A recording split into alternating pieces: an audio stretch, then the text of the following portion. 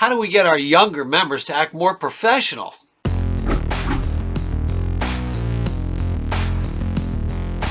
Hey, this is Billy Goldfeder answering some of your questions as part of the What's Your Problem series hosted by Fire Rescue One and Lexipol. Let's take a look at today's question.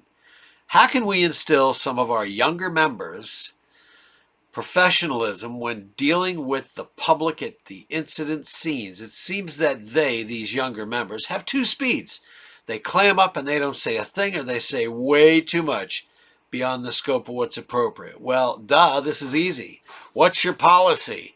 What are they supposed to be doing on the accident or incident scene? Most organizations delegate that to a PIO or the incident commander.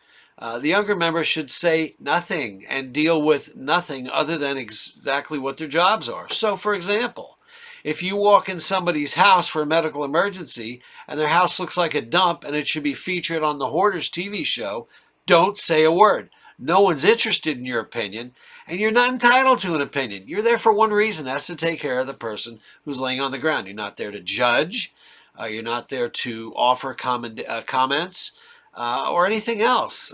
When we're trusted by the public to do the job we do, we're like really one of the last parts of local government that people have any trust for. So if we screw that up, then we're in trouble, because we've got to have that trust and that freedom to get the job done, like walking in someone's house.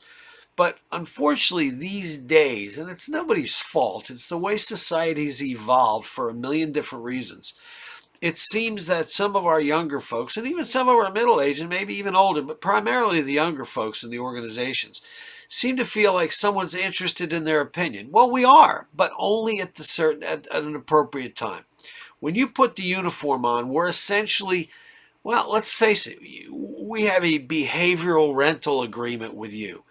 We are, and I don't care if you're paid or volunteer, but your compensation as a volunteer is the pride to serve, the enjoyment, whatever that may be.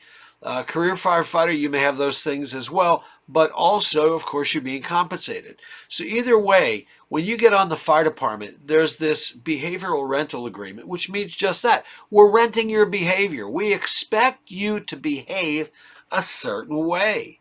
And it's not always a democracy, and it may not always be what you enjoy behaving or talking or not talking or being quiet or whatever. We don't care.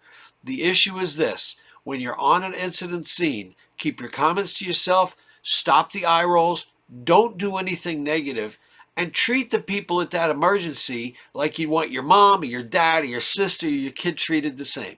So to answer your question, or to bring it back around, what can we instill in some of our members, or how can we get them to be more professional? Through training, and training based upon policy.